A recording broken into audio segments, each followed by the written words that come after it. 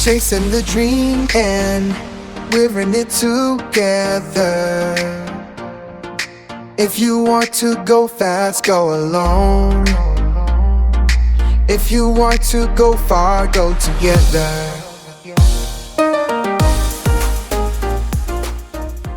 I'm just gonna roll my eyes at you probably multiple times today. Whatever. Testing. 1, 2. You see my chest moving?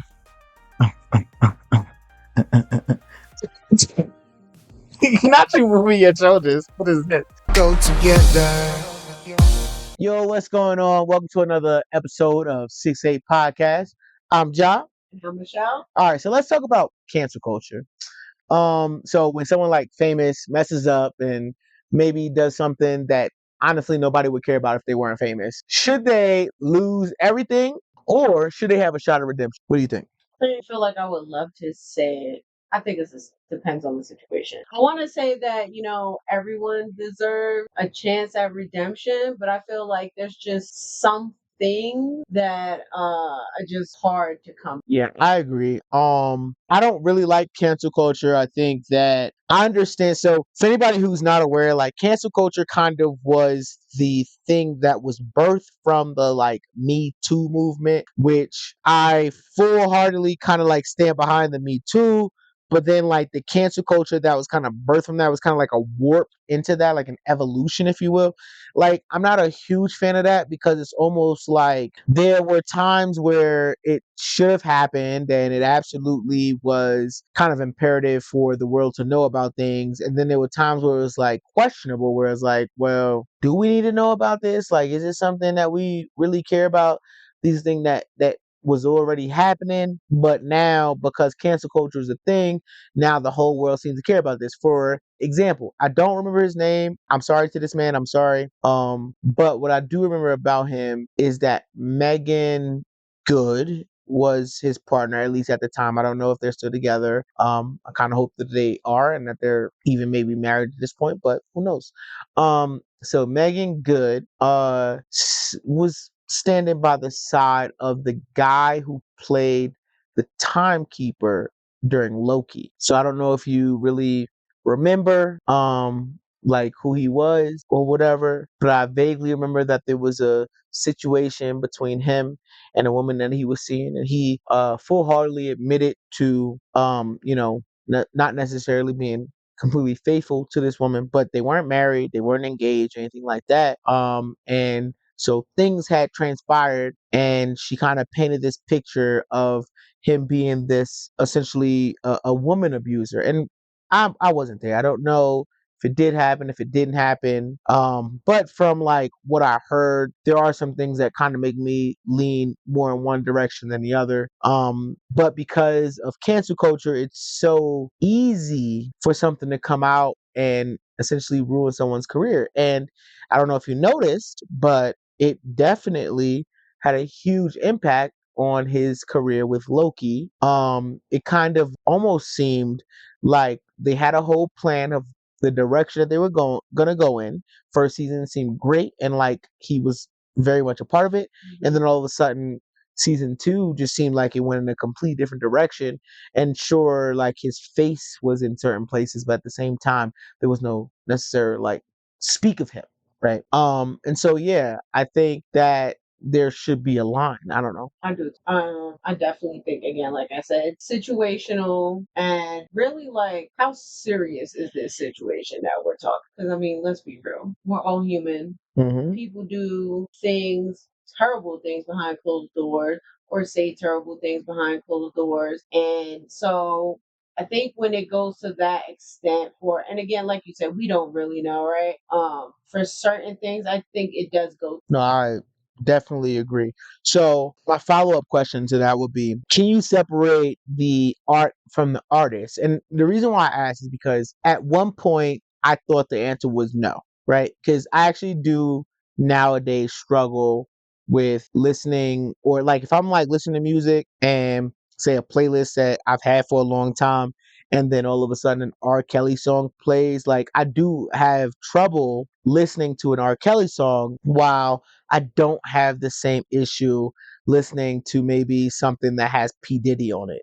And I don't know if it has something to do with the nature of the crimes that we like are aware of or not, or if it's even maybe because of the type of music, like the style of music, right? Because the thing about R. Kelly is that he made it very much like intertwined with his music, how he felt his about music to right. do commit these crimes and then essentially kind of like put them out there and saying Right, and so that's what I'm saying. So I'm not even so much talking about what he used to do, because I mean, at the end of the day, like that could be true for anybody, but it's more so for me, at least, about the fact that like he actually sang about these things. It's what he's like. P Diddy wasn't necessarily rapping about doing certain things to certain groups of people, right? Whereas where R. Kelly, he actually was singing about doing these things, and it just for me made it difficult in the long run, not necessarily at like face value where it's just like, oh yeah, like screw R. Kelly, not like that, and not even something that was like a conscious thing. For me it was like, oh, kind of like joking around, because it was a thing that for a long time, especially my generation, like we joked about, where it was like, he did this or did that. And then when everything became real, when it was like surviving R. Kelly and everything became real, I would hear a song, and now it's like I can't enjoy an R. Kelly song the way I used to. And it sucks because a lot of his songs were, very instrumental and like huge for my time, my upbringing, right? Like, things we would maybe sing at a graduation, or maybe a workshop or something like that prior to. I don't have that same issue when it comes to P. Diddy, right? To love, right? I don't have the same issue with him because he was a producer and a rap artist, right? Like, I mean, barely, but right, like, so I think my view on what his style of music is a lot different than my view on the style of music for R. Kelly, which makes it a lot more difficult to separate the artist from the art when it comes to R. Kelly, because he's singing about something that's very close to the thing that he was arrested for. Gotcha. I think again, my answer is exactly what it was for the first question. Definitely situational. And I say that because I don't listen to R. Kelly songs now, and I actually really enjoy them before all this stuff really came out. But I can still listen to some Kanye West songs that came out before he absolutely lost his mind. So it's definitely situational for me. So yeah, not with everyone. I don't think I can with everyone, but yeah. I agree. All right, guys. So this is the final week of getting to know the unrivaled teams. We finally made it to the last two teams. I'm not gonna lie. I didn't think we was gonna make it here. I really didn't. I really wasn't sure. I'm not. Yeah, I wasn't sure. All right, but here we are. New season. Gotta do it all over again. Price we pay. All right, guys. So here we are. It is the final two teams of Unrivaled, and we are talking about Vinyl and Miss. So we're going to start with Vinyl. Go ahead, babe. Take it away. So let's start with Courtney Williams, the other half of the stud butt. I think Courtney is amazing. Okay. Her energy is high all the time. She is super like friendly, like even Believe it. yeah, even when we seen when the little scuffle with Marina It wasn't even a scuffle. Marina just gave her a hug. she's like, I'm good. She just hugged me. She just gave me a hug. But I ain't it, though. I ain't it. But she's I ain't that definitely one. about business though, and yeah, I love seeing her play from like the beginning in the W, and then seeing her now. Like I definitely see her like shining. She definitely started getting like in her bag, like when she wants to, and she can definitely go crazy. Yeah, I love her. Yeah, she one of the realest point guards out there. So I'm gonna start it off with Ray Burrell, Sweet Baby Ray. Love me some Sweet Baby Ray. Nobody asked you nothing. The thing about Ray Burrell is that it's like she a five that nobody ever told was a foul. Like the way she plays, the way she moves on the court, you would think that she was a guard because of how she moves on the court. But she a five, no question about it. But she's a stretch big, so she's not out there and you just gonna see her on the rebound. You just gonna see her, posting up in the post. But she's out there doing whatever that she needs to for a team from wherever on the court. She can shoot threes. She can handle the basketball, which is very rare in a big period. Like period. Like that's She do be handling the ball for real. She really does. yeah. And so that's what I really love about her. And she's tenacious and she's a dog. So you already know how I feel about that. Like that's a big thing for me. She don't give up on plays, and I love that. Okay. Let's go ahead and move on to Dearica Hamby. We've definitely talked about her in previous episodes. She is everywhere. Okay, she's getting the ball, she's making the plays. Like I think definitely she's a key player for this team. And I actually really like her, like a lot. Like at seeing her from again, like the first season in the W and all that stuff, I've definitely developed to enjoy her game. And yeah, she's not scared to do what she got to do either. Period. To get the win, to make the basket, like so. Yeah. Yeah, and then we got to talk about Ron Howard, man. I love Ron Howard because Ron Howard is not only a dog, but like she's actually like super laid back and chill. It's so strange to have that combination of a player because when you think about it, you like when you expect like a dog to be somebody that's like loud and extra all the time. When she says she don't dance, she really mean that. So she's 100% an introvert. Like, Oh yeah, yeah. She's a painter. She's an artist. She's a baller, but she's not a dancer. Don't make no mistake about that. She don't dance. But she's an introvert in real life, like outside of the game, but it also is seen in the game too. If you watch her, she's not really out there, really loud. She's like super focused on the mission, if you so will, right? Like the mission, get these points, play the game, get the win. And so her focus is always on that. And yeah, so yeah, I've definitely learned to appreciate her game. yeah. Also, she's an artist, and I ain't talking no Waco Faco. Like she's a for real artist. She out here painting it up. That's what she does on her free time. And so it's something worth noting. At one of the previous Unrivaled nights, they actually had her art on display. Fans were actually able to purchase some of her art. One of her pieces I actually found to be one of my favorite pieces was one that was like puzzle pieces where she was kind of talking about her team and how they really do fit together like a puzzle. And I agree with that. I really do. I think that this is one of those teams where it's like they are kind of settling in, but you see such great potential from what they have already. And so I really think that if they really lock in and dig deep, they can go a long way in this league. Yeah, I agree. These four players right here alone can, make some things happen. So I'm gonna go ahead and move on to Erica Wheeler. This girl is a clown, okay? We're talking on the court, pulling people's jerseys up, like she makes the game fun. And I mean it's good to be serious, but you also have to have fun. And she makes the game fun and she knows what she's doing and she's quick to move and do whatever it is she needs to do. I definitely like seeing her on this team with them. I think she has no problem with adapting and doing what it is that she needs to do to play her part on whatever team it is that she's on. And so yeah, and this is her hometown where so I'm definitely enjoying watching her play too.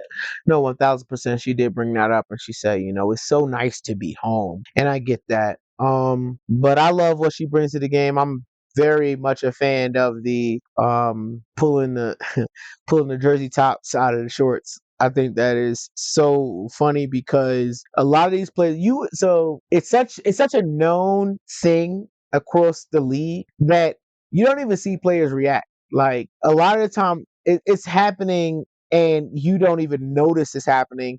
It actually takes like the internet investigators for you to actually like notice that it's a thing. And she'll kind of pull their jersey tops out of their shorts and it'll just be like that for the rest of the game because she does it and it does not phase them. But it's still funny to me as a fan to watch and almost like wholesome even Yeah. because it's like she does it and no one's like taking offense, no one's like upset about it. And they don't even like sometimes you might see here or there where they're like slapping her hand away, but like most don't even do, they just let her do it and then we move on to the next play. So I absolutely love that. I'm a fan. And then moving on to BG is a legend. I'm sorry, there's just no other way to describe her. She's a legend. I love her game. She's a big with no question. She has attitude, sassiness, dog in her. She got it all. And I think while it is not something that we are happy about as far as her, getting caught up overseas and being someone that we had to trade for, the reality is that I think that something about that experience changed the world for her, the way she views it and the way she views the life of basketball, something that she's loved for so long had been taken away from her for almost a year. And it's like, yeah, I will never look at it the same. I will never, take it for granted. And that's big. And I would like to live vicariously through her in the sense of I don't want to ever have to go through what she went through in order to appreciate what I have. And that's not to say that it's like, oh, I can appreciate it without that. No, what I am saying is that now that I have read her experience, that I have a different take on life, and that I hope to use her experience to now never have to go through what she went through and kind of have that ability to understand, like, yo, this could be worse. Yeah, it takes a strong individual, a lot of resilience, a lot of faith to go through what she went through, right? Because we're saying, like, not only was she in prison, but it's in another country. She's being, there's prejudices against her for just being who she is, right? And so to then come back home and not let it change you or make you hard or angry is, it says a lot about her as an individual. And then to still love the game that's why she went there. That was the whole reason. And to still love it and enjoy it, yeah, says a lot. Right. And you know what? Shout out to BG's wife. She held it down. That's all I'm gonna say. She held it down. As someone at the time in law school, I mean, I really hope that she sees this lawyer thing through because she held it down. Period. Point blank. There's nothing that anybody could say about it. Period. All right, guys, let's talk about the mist. So we got Arike Agumbawale. Love her name. Honestly, she is absolutely a fireball. She just like go go go go go. What I love about her is when she's hot, she's hot. Unfortunately, when she's not, she's not. But I think that that's a part of her game, and with the right team, she truly can flourish and shine bright like a diamond for sure. In the W, she is with the Dallas Wings, and this past W season, she played with Paige. There was some games that she could not play in. She was injured, and Paige did a lot for the Dallas Wings, but you can't do that by yourself. I think that it's gonna take a lot more for the Dallas Wings in order for them to be successful. Plus, no offense to that coach, but I never understood anything he was saying. So I don't know if they did. Maybe they did. Maybe that was the plan, but it never felt like what he was saying made any sense. So You know how I felt about that. But yeah, she definitely can be a key player to whatever team she's on. I think she just needs to be utilized properly. And like you said, when she's on and she's almost like unstoppable. Yeah, but I enjoy her game. I enjoy watching her and watching her connect with her teammates. And yeah, Yeah, she was actually the favorite to win in the 1v1 last year. And I understood that take because I've seen a lot of her content kind of surrounding the whole situation. But the thing is that when it's time to show up, you got to show up. Period. Like, there's not a lot of space for opportunity or mess ups when it comes to a 1v1. So you either show up or you don't. And when it's a tournament, you only get the round that you're in to kind of show face and say like, yeah, I got this. So if you don't, show up in round one and you end up getting knocked out like she did last year, unfortunately nobody's gonna remember your name specifically for that tournament. yeah. So Okay, and so now we have Veronica Burton. She played on the Valkyries, last season on the W. They were dog mentality. expansion team. She's a fairly new player to me, so I don't really know too much about her. But watching her play, in the season and then watching her here, she knows what she's doing. I think them utilizing her is definitely giving her the opportunity to showcase what she can do. I don't have like any complaints or anything to say about her or things that I wish maybe was worked on. I think she just needs to have that time out there and she shows work. No, I agree. I think that along with everything that you said during the W, she did end up getting a little bit of an injury, getting a little bumped up there at the end, but she didn't let that phase her too much, and she's showing a very similar, kind of fighting spirit here in Unrivaled. So next up, we got Alicia Gray. Love her. So in 2024, Alicia Gray won both challenges. She won the skills challenge and the 3-point contest, which I think that is worth noting. Like, for one player to win them both. So yeah, and she's a guard without a question, but she does well on the perimeter. She's got a nice little 3-point shot. She's a lefty, which makes her hard to guard unless you're a lefty.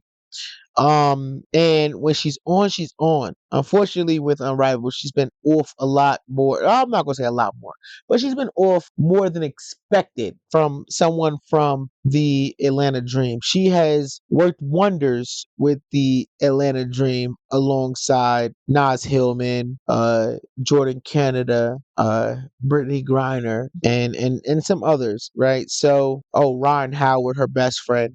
So, it's something where it's like we expect a lot more from her than what we're seeing, but she's trying, and I think that's all that matters at this point where we are right now. But, well, when I say right now, I mean time of recording. Where we are right now, time of where you're seeing said vid, she's probably doing a lot more. I would like to predict at this point that she's doing a lot better than what we've seen thus far. So just for those wondering, at this point we're at the half mark, right? The half point mark. But I think that by the time you see this, we're very close to, if not surpassing, the end of the season. I think that she's shown us a lot more at this point.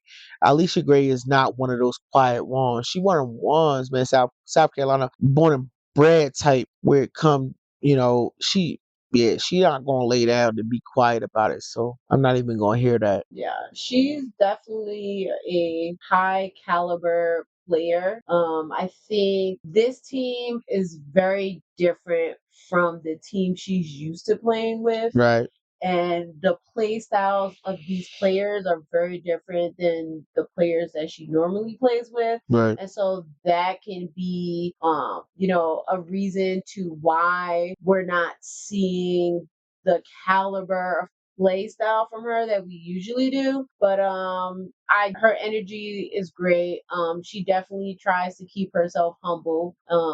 And yeah, I think no matter what team she's on, she's definitely a high value player. For sure. And so yeah. she's great. So now we're gonna move on to Lee Yeru. So she is a new player to me. I first seen her playing on Seattle, then she traded to the Dallas Wings, and we started to see her spread her wings with the Dallas Wings, and she was definitely, doing more and than we were seeing with Seattle. Watching her now though on Unrivaled, I almost feel like I'm watching a different player than we saw then. Like she is shooting the ball more, she's moving the floor, she's definitely an asset, I think, to this team for sure. Now, if we were to get a new season and she were to stay with Dallas, I could 100% say that she would be an asset for them, especially if Paige is still, playing there. So No choice. That's how the rookie contract works. so then yeah. So I think yeah, she surprised me. She has surprised me. Yeah, I agree. I think Lee Ruman, she is absolutely dominant at her position as the 4/5 on the court, and I think that we have not even seen half of what we might expect to see from Lee Ru coming here, and she has really come out of her shell, and that's something that I really enjoy. I feel like I'm seeing her laugh more. I'm seeing her enjoy what she's doing more, and that is so important because it's one thing to do something because you feel like this is the thing that you're good at, but it's another thing to be like, I'm good at this thing and I enjoy it and I love it and I'm fully poured into this thing, and that is what I'm seeing from her now. So moving along, I'm gonna go straight to Elena Smith. I don't know much about her, to be honest, but the truth of the matter is that I know that she brings a lot to the Minnesota Lynx. I haven't always been like a huge fan of Elena Smith in the sense of like I don't know her enough. Like I just feel like I see her out there doing her thing and she's doing her job.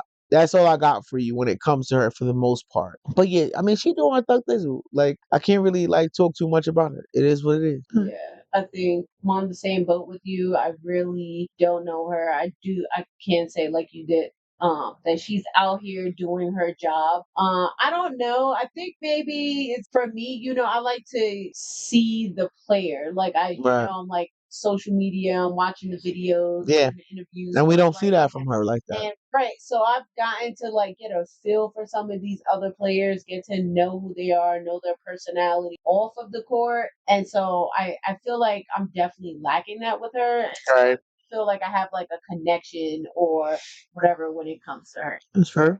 And then last Lastly, but not least, last but we're not gonna least, go with Brianna Stewart. She is, as we had stated, like I want to say the first or second episode, co-founder of Unrivaled. We've actually had the pleasure of going to watch a game, Liberty! Jersey right now. That's why she disappeared. Sorry, y'all. I think It's actually not gray for those wondering. it's This definitely a Liberty jersey. if you don't know like the Liberty, I'm not gonna call it green. It's more like like the mint, the chocolate mint. Like if you see, I hate chocolate mint ice cream, by the way. But if you look at the like chocolate mint ice cream, the mint color, not the chocolate, but the mint color, that's a Liberty green. So that's what Michelle's wearing over here. That's why y'all see her in a gray right now. She a little see through.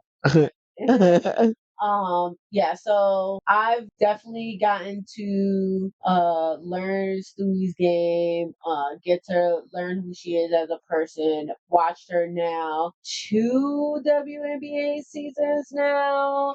Second season of Unrivaled. I feel like she definitely knows her game. She knows her role.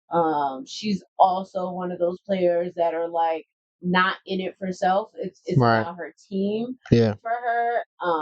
And yeah, I think I quite enjoy everything about Stewie, to be honest. Like I love that she lets people in, she lets her team in, and then she does what she needs to do when she's on the court. So yeah. I agree.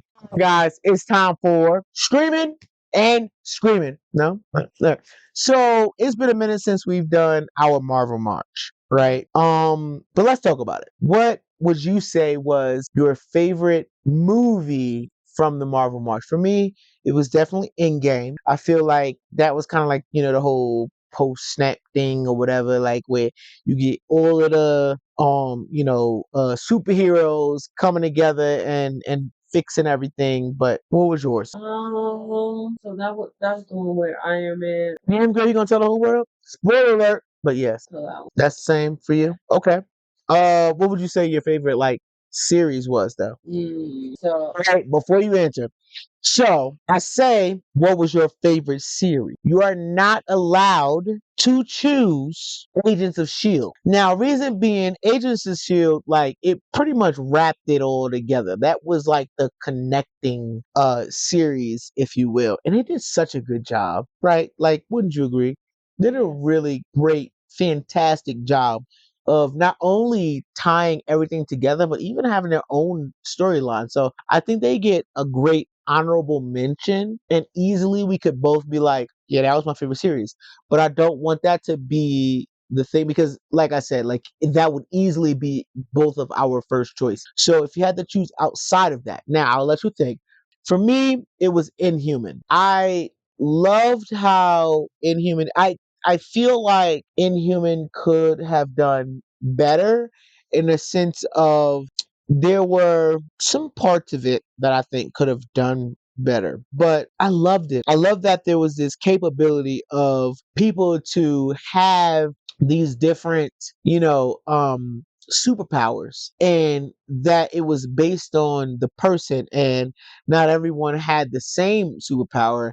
And not only that, but there was like this chance that you would get something that you may not necessarily be happy with, because that's life, right? Like, so, yeah, everyone's going to get something, but you don't know what that thing is going to be. And it may not necessarily be the blessing you think it's going to be. It might be, or at least seem more of like a curse to start than it is a blessing. Like you got the blind teleporter, which is insane, right? So there's things that happen that I think adds, different elements, and I would have loved more for that to be slightly longer. I think that's one that I wish was extended. And there's other ones like kind of in there that I'm like, oh, I really like, but in him, I'm a huge superhero kind of person. I love time travel, so there's another one in there that I kind of like, but I think that might actually be one of your faves, so I'm not gonna try to spoil it. But Loki. What was you gonna say? we're not gonna say what I'm gonna say. What's your favorite outside of the Agents of Shield? So to be clear, what I'm about to read is not necessarily how you have to watch Marvel, but this is how we watched Marvel. So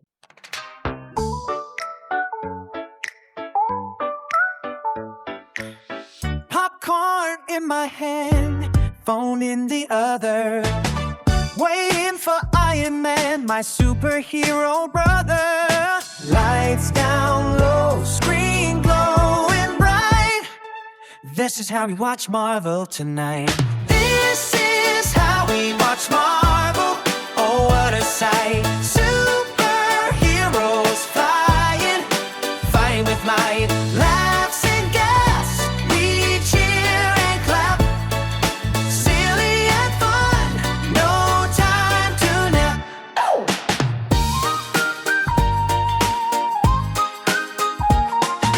Captain America's shield bouncing on my room. Spider-Man swinging, making me zoom. Laughing at Hulk, big, green, and loud. This is how we watch Marvel proud. This is how we watch Marvel. Oh, what a sight. Superheroes flying, fighting with might. Laughs and gas, we cheer and clap. Silly and fun, no time to nap. And credits roll, but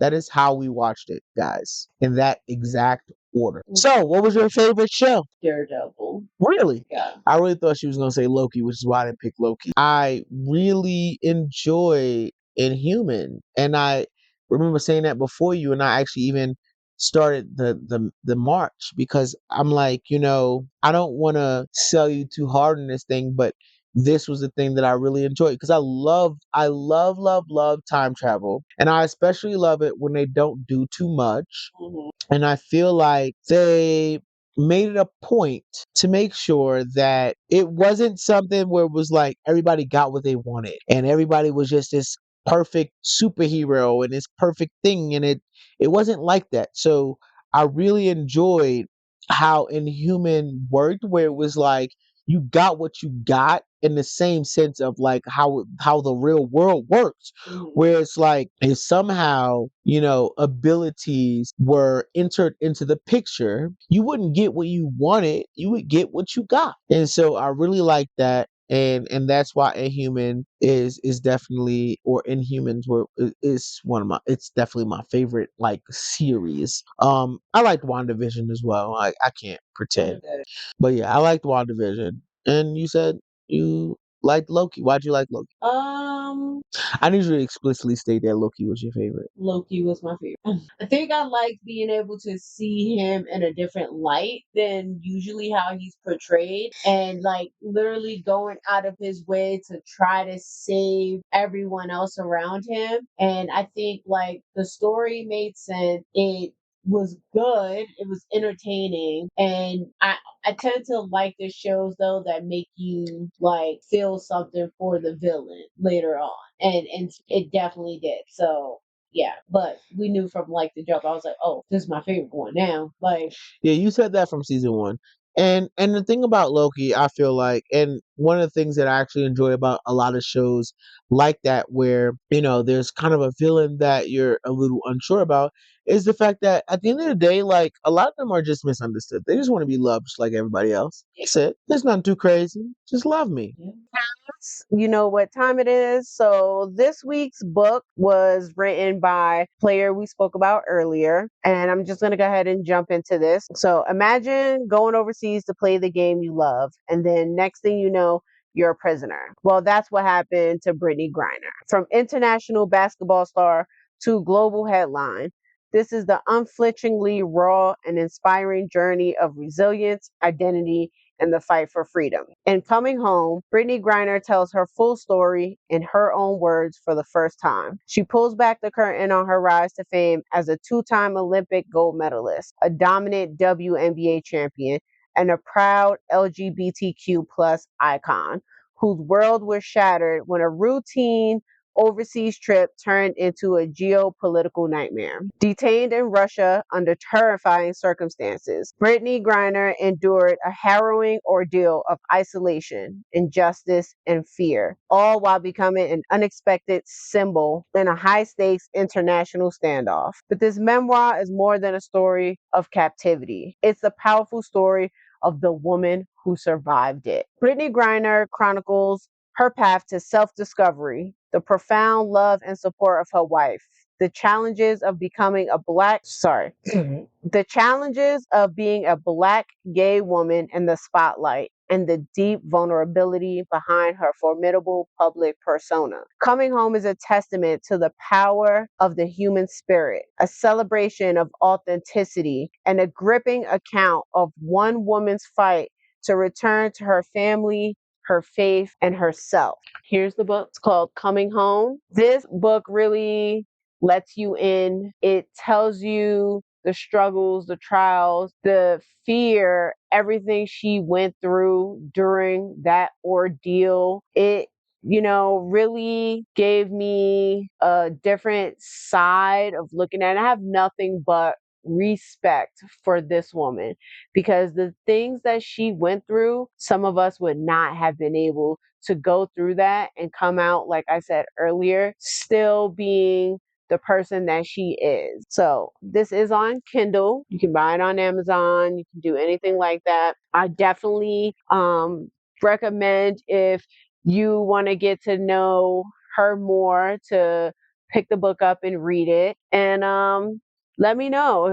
Have you guys read it? Are you interested in reading it? Are there other players you've read books on?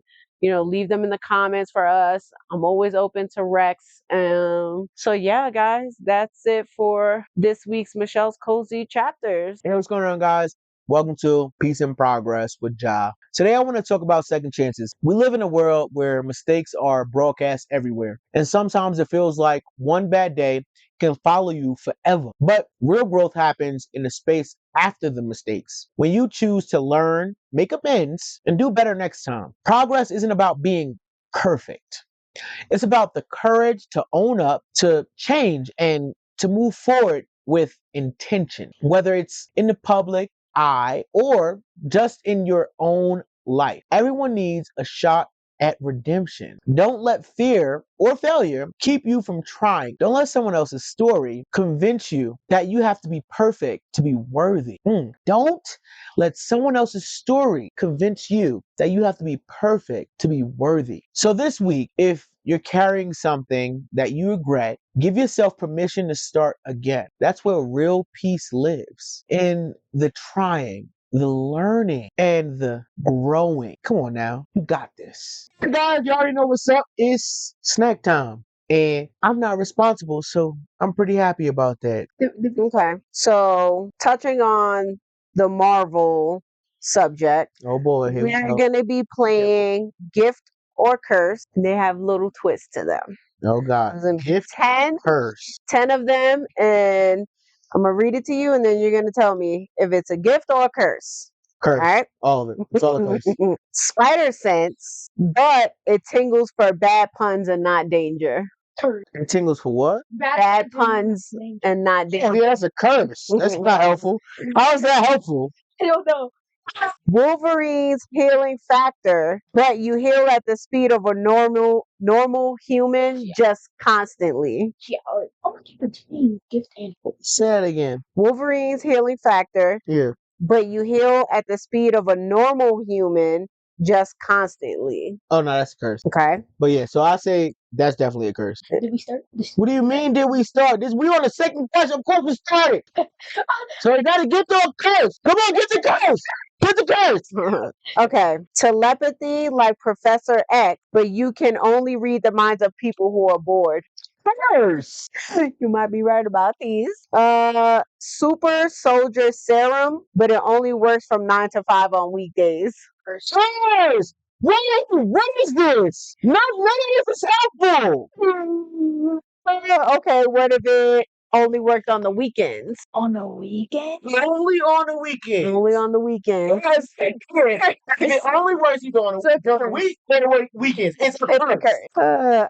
Iron Man suit, but it's voice activated and misunderstands your commands. Curse.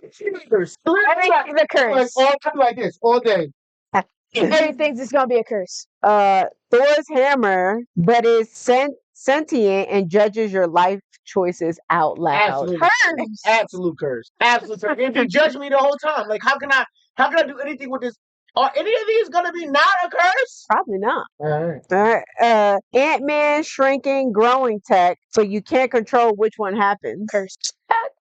Actually. So here's the deal. Honestly, that's a curse. However, I think that would be hilarious. Captain Marvel's energy absorption, but only from household appliances. Curse. What he said. Okay. Daredevil's radar sense, but it works like blurry Wi-Fi, sometimes dry. Curse. Curse. Just curse. Like what? Like what are these? Did you not think to look up some that weren't curses? Because all these are curses. These are all terrible. I mean, Daredevil's radar sense, sometimes it drops. I mean, but you got it. It works. Yeah, but like Deadpool's is it good? immortality, but you feel every second of pain forever. Curse. I mean, that's a gift. I'm gonna say That immortality. Yeah, because but you feel I'm pretty every second sure- of pain forever. so. Well, it didn't say forever, but like, It did. It said you feel every second of pain forever. oh, curse, absolute curse. What? Forever? I didn't hear the word forever. If I get, Curse. if I Go get, back. Read it again. Curse. if I get, Curse. All right. Let's do regular. Spidey sense. What do you mean, Spidey? Oh. Just oh, Spidey yeah, sense in general. Oh, yeah, that's a gift. yeah. Wolverine's healing. Gift. Telepathy. Gift. Super soldier serum. Gift. Yeah. Iron Man suit. Gift. Thor's Anyone hammer. need it? Gift. Ant-Man shrinking or growing Gift. tech. Okay. Captain Marvel's energy absorption. Gift. Daredevil's radar sense. Gift. And Deadpool's immortality. Gift. These have to go either way. No, it can't go either way. When you add these other aspects to it, it's no longer a gift, it is a curse. That's actually crazy. I never even really thought about that though. Like for real, for real. That's wild. I would, if you would have, asked me, is there any situation where you think that these things, and you listed all those things, that this is a curse? I wouldn't even Absolutely. have thought of those things because I'd be like, yeah, that's lit. But it really comes down to like when you think about when they say, be careful what you wish for. Exactly. Because you like legit don't necessarily know what you're asking for until the thing happens. Right. Because you could get that gift or whatever you And wanted, like a stipulation. and it turned out to be a curse because what you mean I'm talking to this suit, but you are misunderstanding what I'm saying. Like, I'm saying everything in the best way that I know how, but you don't understand my New York accent. right. And it's voice activated, so it only goes by your voice. Girl. Spidey sense. I would probably use that though. If it's gonna detect a bad pun and let me know ahead of time, don't even say it. No, he skipped over you. Okay, guys. That's it for this episode of 6A Podcast. Forget to hit us up in the comments with your feedback or your hot takes. The next episode is going to be here before you know it. So don't miss it. I'm John. And I'm Michelle. And I'm Mayvon. Yes, sir. You sure are. You already mine. You're not nobody else. You sure? I shook my head no. I was like, cat? Hot. Hot take? Yeah, this is what happens in here for real. This one saying. You just edit out? Yes. Every time. Wait. You didn't wave either, though. Yeah, she never waves, but Kayon waved. Wave. You ready?